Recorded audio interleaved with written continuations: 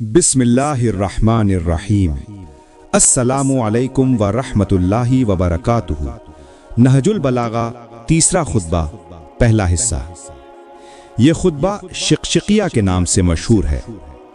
खुदा की कसम, फर्जंदे अबू कुहाफा ने पेराहने खिलाफत पहन लिया, हालांकि वो मेरे बारे में अच्छी तरह जानता था कि मेरा खिलाफत में वही मुकाम है जो चक्की के अंदर उसकी कीली का होता है। मैं वो कोहे बुलंद हूँ जिस पर से सैलाब का पानी गुजरकर नीचे गिर जाता है और मुझ तक परिंदा पर नहीं मार सकता। उसके बावजूद मैंने खिलाफत के आगे पर्दा लटका दिया और उससे पहलू तही कर ली और सोचना शुरू किया कि अपने कटे हुए हाथों से हमला करूं या उससे भयानक तेरगी पर सब्र कर लूं, जिसमें सिन रसीदा बिल्कुल ज़ईफ और बच्चा बूढ़ा हो जाता है और मोमिन इसमें जद्दोजहद करता हुआ अपने परवरदिगार के पास पहुंच जाता है।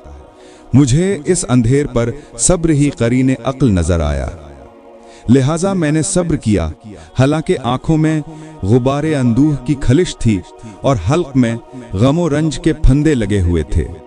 मैं अपनी मीरास को लुट्टे देख रहा था, यहाँ तक कि पहले ने अपनी राह ली और अपने बाद खिलाफत इब्ने खिताब को दे गया।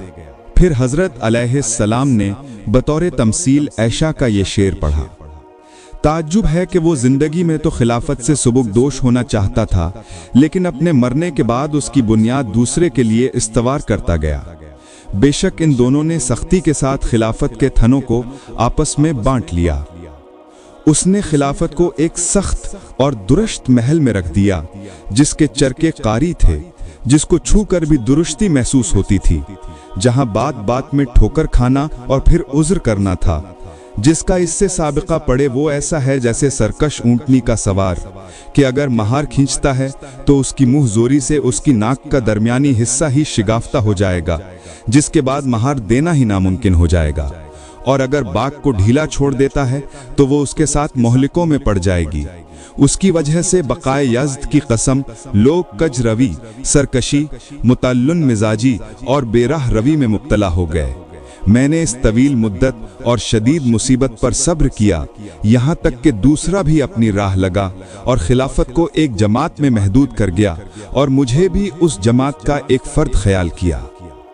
ऐ अल्लाह, मुझे इस शौरा से क्या लगाओ, इनमें सबसे पहले के मुकाबले में ही मेरे इस्तेहकाक और फजीलत में कब शक था, जो अब इन लोगों में मैं भी शामिल कर लिया गया हूँ।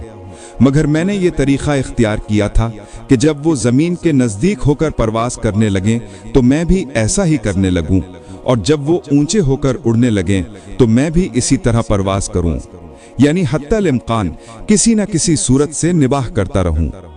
इनमें से एक शख्स तो कीना व अनात की वजह से मुझसे मुनहरिफ हो गया और दूसरा दामादी और बाज नागुफ्ता बातों की वजह से उधर झुक गया।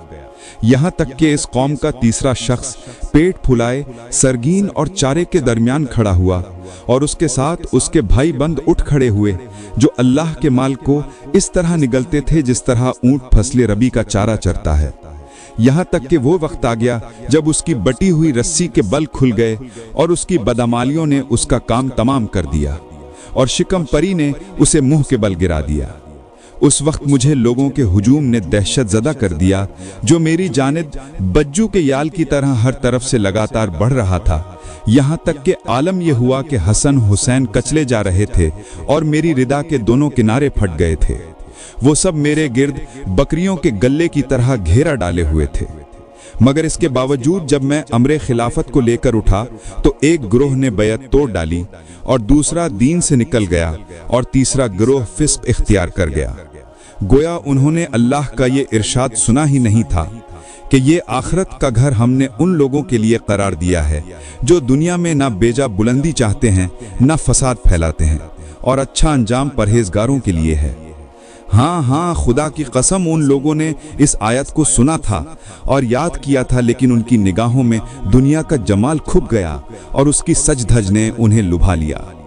देखो, उस जात की कसम जिसने दाने को शिगाफ्ता किया और जीरो चीजें पैदा की, अगर बैत करने वालों की मौजूदगी और मदद करने वालों के वजूद से मुझ पर हुज्जत तमाम ना हो जाती और वो अहद ना होता जो अल्लाह ने उलमा से ले रखा है कि वो जालिम की शिकम परी और मजलूम की गुरसनगी पर सुकून और करार से ना बैठें, तो मैं खिलाफत की बागडोर उसी के कंधे पर डाल देता और उसके आखिर को उसी प्याले से सैराब करता जिस प्याले से उसके अव्वल को सैराब किया था। और तुम अपनी दुनिया को मेरी नजरों में बकरी की छींक से भी ज्यादा नाकाबिले एतना पाते। लोगों का बयान है कि हजरत जब खुतबा पढ़ते हुए इस मकाम तक पहुंचे तो एक इराकी बाशिंदा आगे बढ़ा और एक नविश्ता हजरत के सामने पेश किया। आप उसे देखने लगे। जब फारिग हुए तो इब्ने अब्बास ने कहा, या अमीरुल मोमिनीन, आपने जहां से खुतबा छोड़ा था वहीं से उसका सिलसिला आगे बढ़ाएं। हजरत अलैहिस्सलाम ने फरमाया कि गोश्त का वो नरम लोथड़ा जो ऊंट के मुंह से मस्ती और हैजान के वक्त निकलता है था, जो उभर कर दब गया। इब्ने अब्बास कहते थे कि मुझे किसी कलाम के मुतालिक इतना अफसोस नहीं हुआ जितना इस कलाम के मुतालिक इस बिना पर हुआ कि हजरत वहां तक ना पहुंच सके जहां तक वो पहुंचना चाहते थे। अल्लामा रजी रहमतुल्लाह अलैह कहते हैं कि खुतबे के इन अल्फाज से मुराद ये है कि सवार जब महार खींचने में नाका पर सख्ती करता है तो इस खींचातानी में उसकी नाक जख्मी हो जाती है, और अगर उसकी सरकशी के बावजूद बाग को ढीला छोड़ देता है तो वो उसे कहीं ना कहीं गिरा देगी और उसके काबू से बाहर हो जाएगी।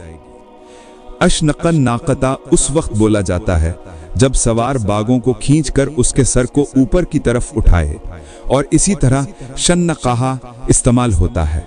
इब्ने सकीत ने इस्लाह मंतिक में इसका जिक्र किया है और हजरत अलैहिस्सलाम ने अशनकाहा के बजाय अशनकालहा का इस्तेमाल किया है, चूंकि आपने ये लफ्ज असलसा लहा के बल मुकाबिल इस्तेमाल किया है और सलासत वकी रह सकती थी जब इन दोनों लफ्जों का नहजे इस्तेमाल एक हो।